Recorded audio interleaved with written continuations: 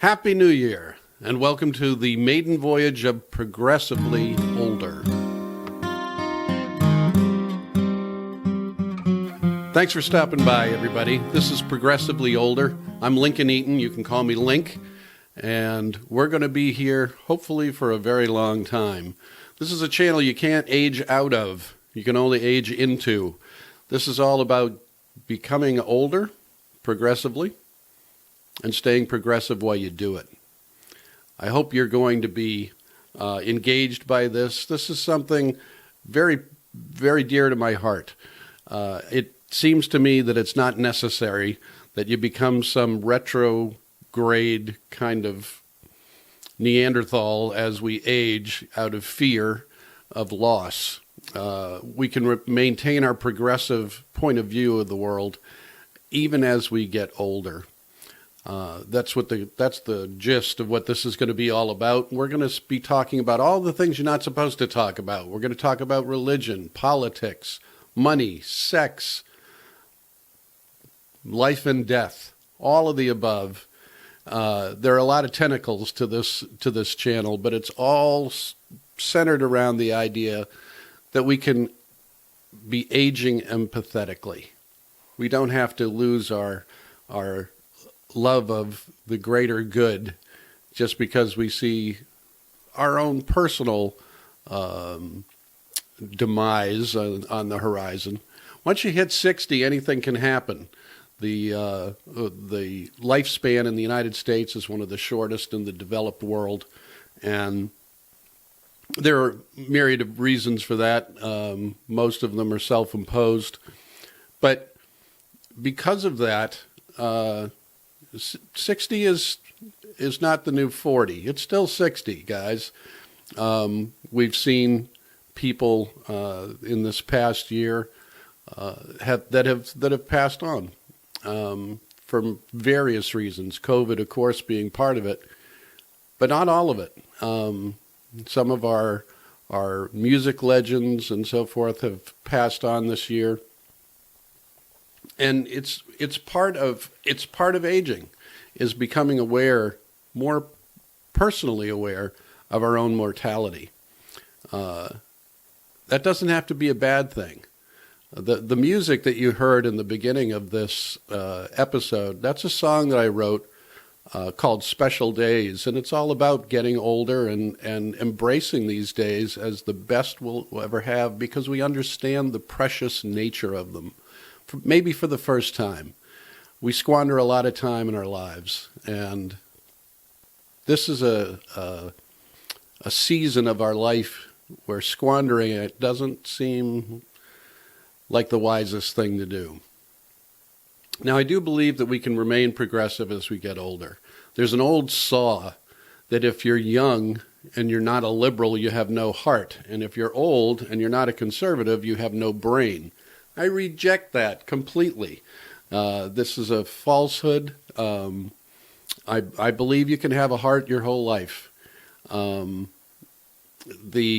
idea that the very nature of conservatism and liberalism, the old term for progressive, which is no longer in vogue. The young people have rejected the idea of liberals as being moderates, not moving far enough to the left. If that's how it's going to be defined in today's jargon, I'm going to use the term progressive on this channel because it is it's my belief that that's the only hope for survival. Perfect example of that is, as an example, this is not a climate change channel, but that issue personifies this perfectly. Climate change is something that is having devastating effects right now, real world, present day. We're seeing things happening that are just terribly frightening. However, the cataclysmic changes that we're going to see on this planet, if something isn't implemented to put a stop to it or mitigate it, we're not going to see those catastrophic changes. Our kids will, maybe their grandchildren certainly will. And we can look at that and say, well, okay, it's not going to bother me. It's not going to affect me. What do I care? Aging empathetically means you do care.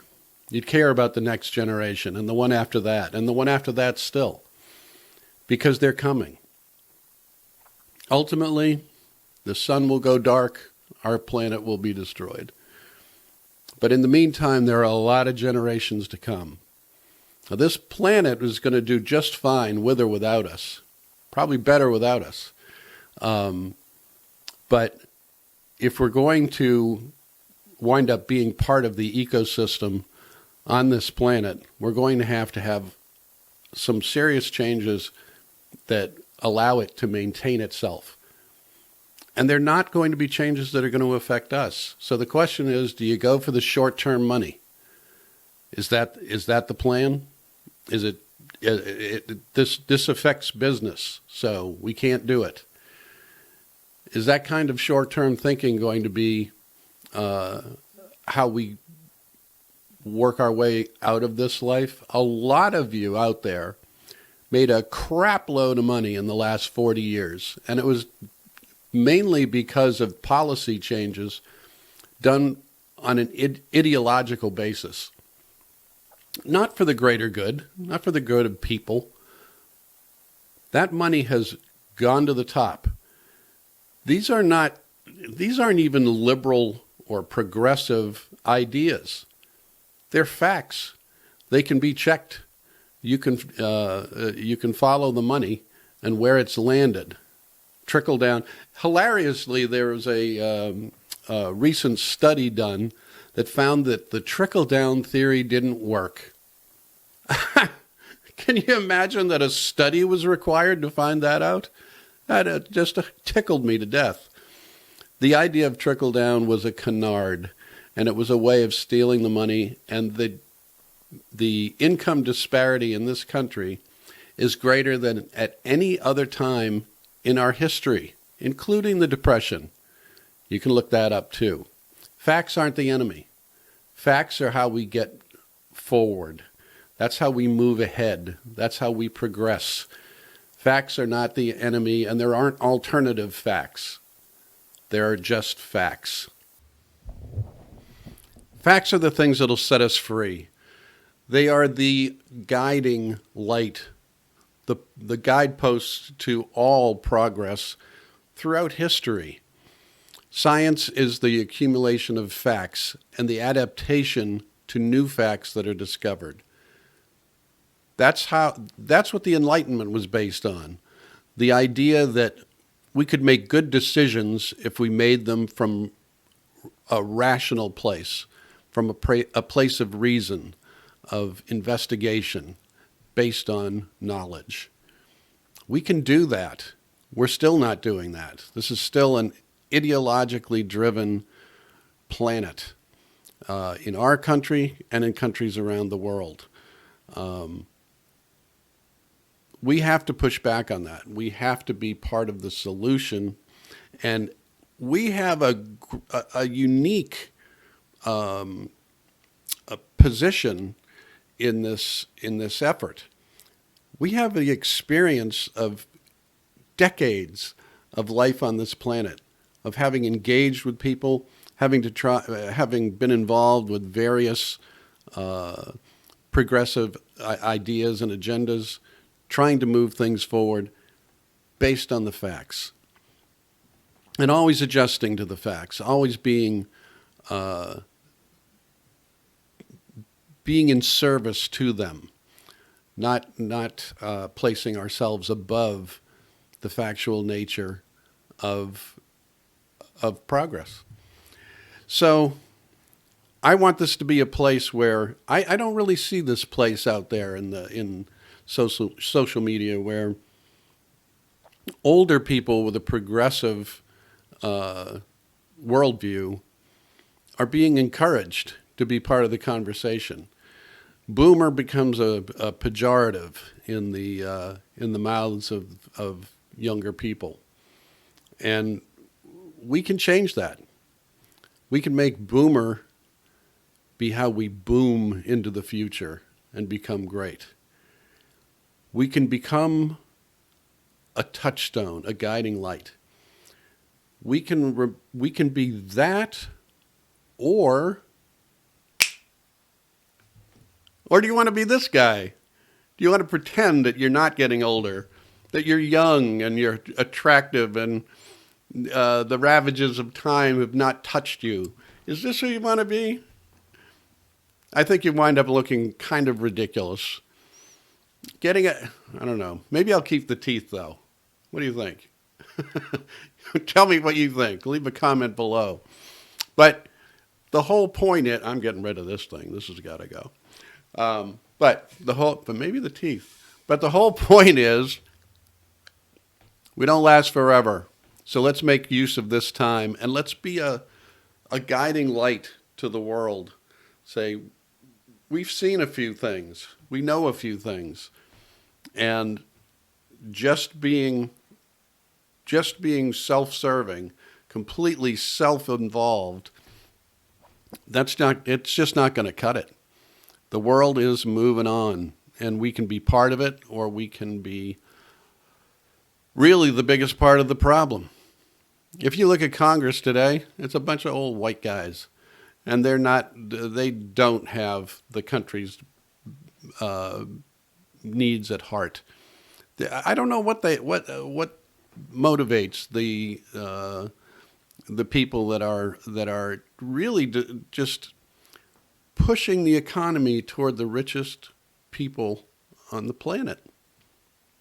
And it makes no sense to me that that their constituents continue to vote them in.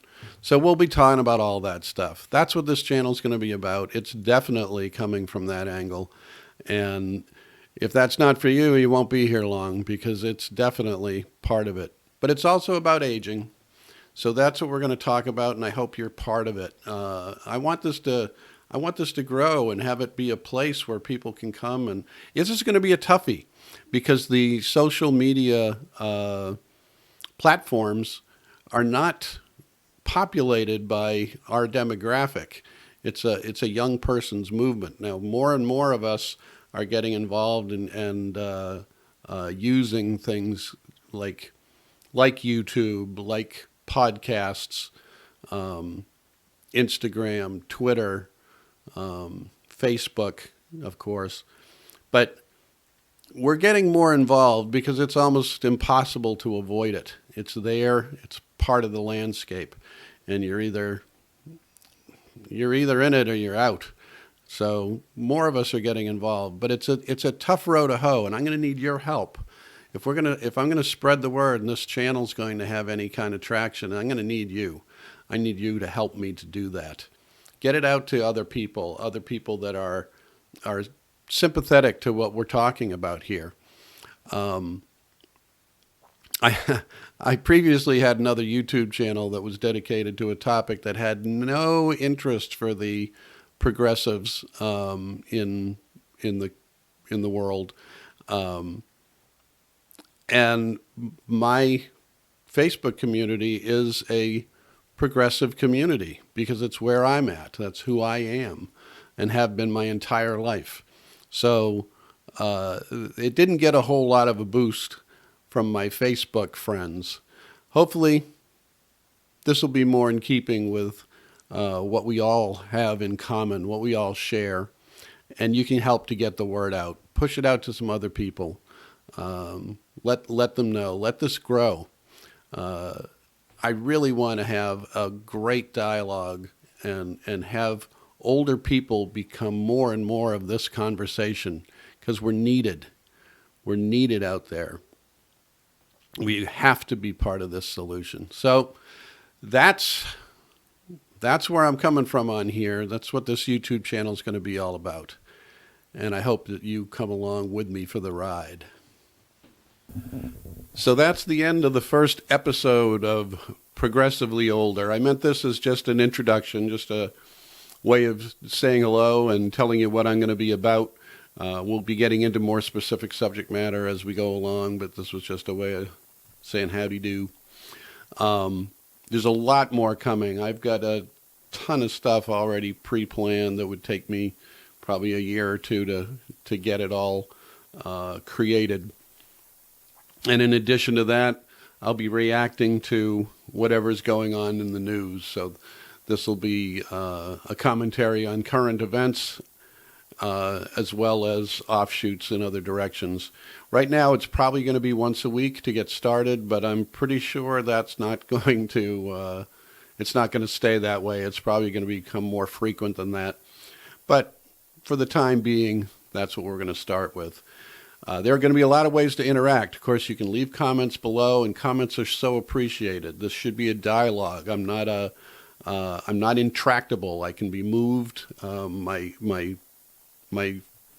opinions can be swayed, and I'd love to hear from you and have a dialogue about any of the subject matter that we get into. That's one thing about progressives is we don't just get on the track and go down the line. We have our own thoughts. We think some stuff through, and it can get contentious, and that's okay. I really want to hear from you. Leave comments. Of course, if you got something out of this, if you think this is a direction you want to go in, subscribe to the channel, like the video. These things really make a big difference in getting some traction and getting the word out. Share this with some friends. Hit the notification bell. If you subscribe, you'll be told when another video drops. But in addition to this, we already have a Instagram account, Twitter account.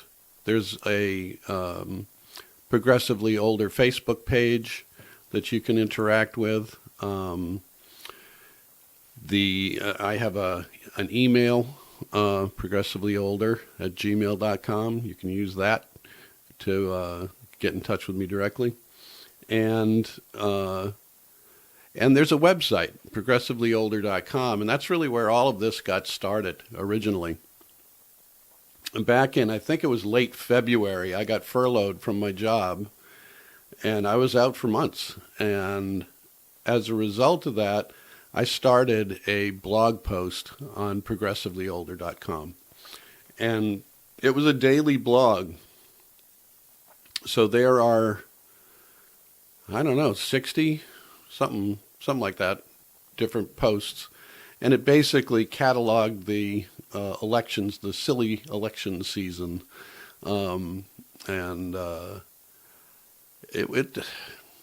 I really enjoyed it. I'm very proud of I have to tell you, I'm very proud of some of the posts on there. Some of the better work I've done in my writing life. But anyway, it was, I started at the very end of my furlough time, I started a website that had really gotten me, going back to work and starting that website, I didn't have the time to do the blog anymore, and I stopped doing it. And it occurred to me that the subject matter of that blog was a whole lot more important than the YouTube channel that I was doing. And so I just did a final session on my former YouTube channel and said goodbye to my people there. And that was tough because it had taken off a little bit. I had actually gotten some traction on there, which was kind of amazing. But at any rate, I shut it down so that I can do this. And so this, I'm, as you can see with all the different platforms, I'm all in on this. This is something that's been important to me my whole life. So it's, I think it'll be a whole lot easier for me to maintain for the long term. And that's the plan. Although we rage against the machine, I don't want to rage against getting older. It's a necessary evil. Getting older is what gives life its sizzle, its value. If there's no darkness, then there's no light. And so I want to live in the light while I've had the opportunity. And that's what this is all about. I guess I have a fundamental disagreement with Dylan Thomas, who wanted to rage against the dying of the light. I don't want to waste my time in the light raging. That's not productive to me. I want to embrace it, and in any way that I can. And we'll be talking about the different ways that you can, even as those ways become truncated and reduced. It's got to be the focus of just embracing the light. Love the poem, and have felt that way before in my life, but I want to go in a different direction, rather than be angry and fighting the inevitable. I want to be, and I want you to be with me, progressively older. Come back and see me, Lonnie.